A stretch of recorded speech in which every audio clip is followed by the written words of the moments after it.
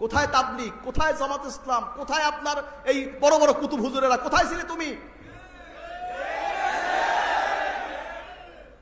বাংলাদেশে, এই ভারতবর্ষে ইসলামী শিক্ষার পুনর্জাগরণ সৃষ্টি হয়েছে ফুরফুরা সিলসিলা সার্সিনার মাধ্যমে, ঠিক কিনা বলো?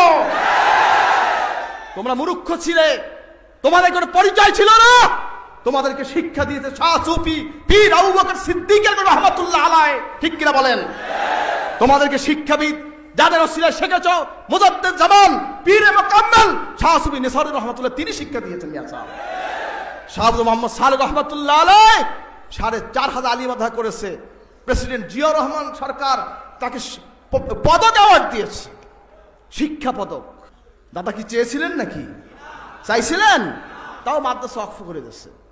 আমার আজীবনের সাধনা সার্সিনা আলিয়া মাদ্রাসা অক্ষ করে দিলাম। আমরা কোনো মূর্খ পীরের মুরিদ না, তথাকথিত আউল বালের মুরিদ না, তথাকথিত কোন দার্শনিক শরিয়ত বিরোধী দার্শনিকের মুরিদ না, ঠিক কিনা বলো? আমরা হক্কানি পীরের মুরিদ, বিধায় আমরা হক জাহের করব, প্রচার করব। এখানে কাউকে আমরা ছাড়বো না। আমাদের কোনো রাজনীতি আমরা করি না, দলীয় রাজনীতির সাথে আমাদের কোনো সম্পর্ক নেই। আমরা করি হেজবুল্লাহ। আমাদের দল কি? বাংলাদেশ জমিয়তে হেজবুল্লাহ আরাধ্য দ্বীনি সংগঠন। 1913 সালের থেকে এই সংগঠন প্রতিষ্ঠা হয়েছে।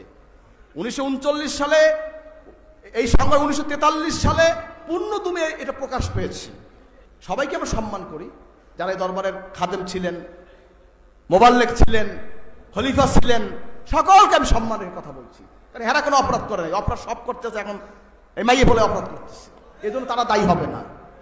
ছেলের অপরাধের জন্য বাবা দায়ী হবে না, ঠিক কিনা বলেন? বাবার প্রতি আমাদের সম্মান অবশ্যই আছে।